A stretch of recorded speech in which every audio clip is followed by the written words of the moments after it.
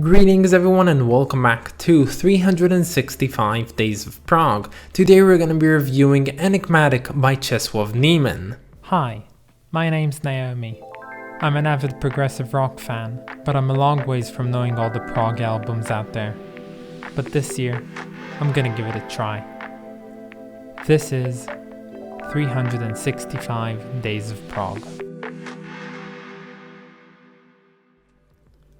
Now, a quick disclaimer before I do anything, I don't know how to pronounce anything in Polish. Like, I had to research everything, every single name on here just in order to pronounce it in some, fine way. But I think that his name is Czesław Niemen, although I am not entirely sure. So if anyone knows better, write it down in the comment section.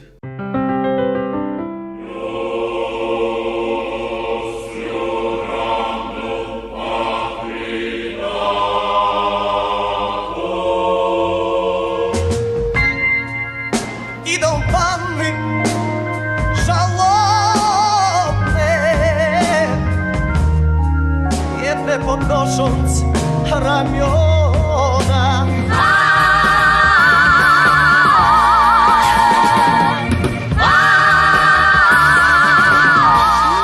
Yeah, not a lot of favorite bits honestly, but I have to say this album is only 36 minutes long, so I guess it's quite understandable. But anyway, this is Enigmatic by Czesław Niemen. This album came out in 1969, and by the time this album came out, Czesław Niemen was already a very well-known Polish figure in the music scene. He had already had a hit song, the protest song Strange Is This World, which was released in 1967. And the idea for protesting for peace is something that really drove Niemen and his works, and it's found on this album as well. The first track, and I'm of course translating this one, is Memorial Morning Rhapsody, and this specific track talks about a fallen Polish general who fought in the Polish War for Independence. Now, of course, with everything that was going on with the flower power back in the 60s, this really hit hard with the masses, and they all really liked the message, and thus Niemen rose to popularity. Now, I'd like to focus on this first track just a bit more because, much like the album title, this one is quite enigmatic, and trying to fully comprehend this song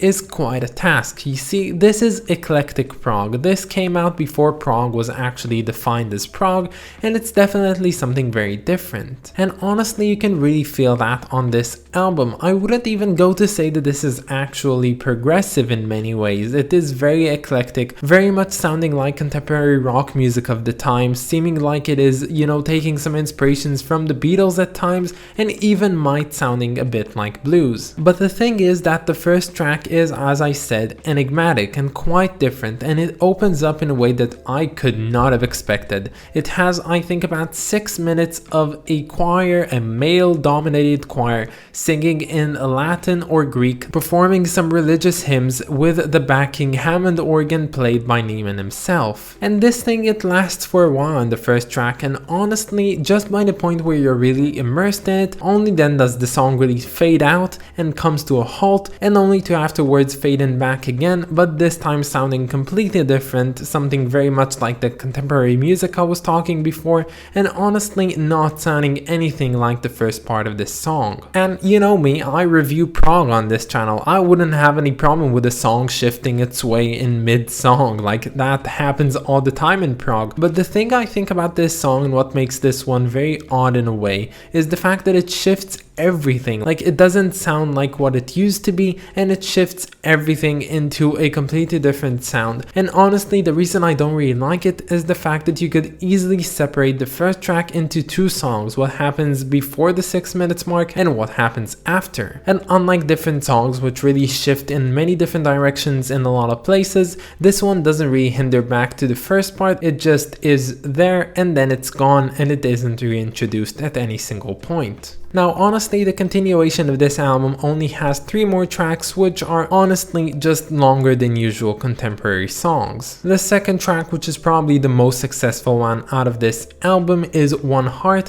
which, it's pretty fun, and the thing I really liked about it is the fact that it doesn't really conform to any given formulas, at least not usual contemporary formulas, and it also features an interesting saxophone solo, which is fine, but honestly pretty underwhelming. And the last 2 songs songs as well, they're pretty contemporary, but the thing is, they're not really exciting. And honestly, like the second track, the third track, and the fourth and last track, they're all really, as I would say, very good background music for a nice good old pub. But it's not really something I see myself going ahead and listening to because I want to listen to it. It's just something nice to have in the background. And when listening to this album, I really had to stop myself from not doing other errands because it really felt like this was something I wasn't supposed to focus on. Now, although this one being a Czesław Niemen album, I actually found myself appreciating a different player entirely on here. I don't know if the bass on here was written by Niemen himself or it was improvised or written by the bass player, but anyway, the bass player, whose name is Janusz Zelensky, does a fantastic job on this album, having a very thick bass sound, very great bass lines that honestly are so good, and much like yesterday's album, I would have loved to listen to this album entirely with isolated bass, but unlike yesterday's album, this one is not so good in anything which is not the bass. But the thing is, I was expecting something more, something different from this album, which I didn't really get, and the reason I didn't talk about it up until this point is because it has a very strong correlation to the cover itself, and that's why we have to move on to talk about the cover. Now, as you might have guessed by now, the person in the cover leaning over the Hammond organ is of course Mr. Niemen himself. Now, he leans in this very ominous way. There's very, dark surroundings, very dramatic lighting. You have the candles, which all really feature a very dark tone to this image. But the thing is, when seeing this cover, I was expecting something very dark, very Bach-like if you may, but as it happens, this album is basically anything but that. And my disappointment with this cover is definitely unique, because it's one thing to have a cover which features you or features anything which doesn't really have a lot to do with the music but is overall just neutral, and it's another thing having you featured on a cover in a way that really resembles the music you have going on, and for example take most of David Bowie's covers. But it's something entirely different of making a cover and resembling it in a way that really is very far off from the music found on here.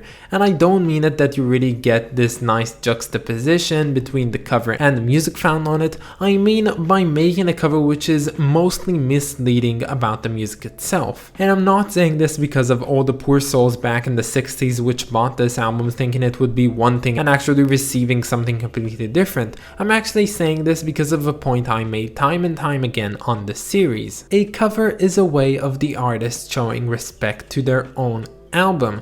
Now, the thing is, when you make a cover, you want it to represent your album. You want it to feature something which is, comes before the music. There's almost no point where you actually listen to an entire album before seeing the actual cover of it. And the cover is really just brain food. You really think about it, you digest it. There's a lot of things that make a cover great, and that's what it looks like mainly. Now, the thing with this cover today, it really is misleading. For the entire duration of this album, I was waiting for this darker tone. I was waiting for something to be played by the Niemen in the cover, only receiving something which is very far from it. And yeah, I know I'm picky, but yeah, the cover means a lot, and if it didn't mean, I wouldn't be doing this section of dissecting the covers, because they have a lot of point of interest which I really find interesting to talk about. That is to say, this cover, it's pretty nice and it could fit another completely different album, but this one definitely doesn't fit. So this album, despite being quite far off from Prog itself, I would say is pretty enjoyable overall, and I kinda liked it, so I don't know if I feel guilty, but I have to stay true to myself and give this one a rating of 7 out of 10. But that's about it, guys. I hope that you enjoyed this video, and stay tuned for tomorrow because we're gonna be listening to Renaissance by Renaissance, their first debut album, something completely different from the Renaissance you all know. I haven't given it a listen yet, so I'm really excited for it. I of course also want to thank my lovely supporter on Patreon, so thank you so much to Clay Walnum, you are the best. And if any of you want to support me over on Patreon, you can find the links down in the description or in my about page. But that's about it, guys. Have a wonderful day, and I'll catch you all tomorrow. Bye, guys.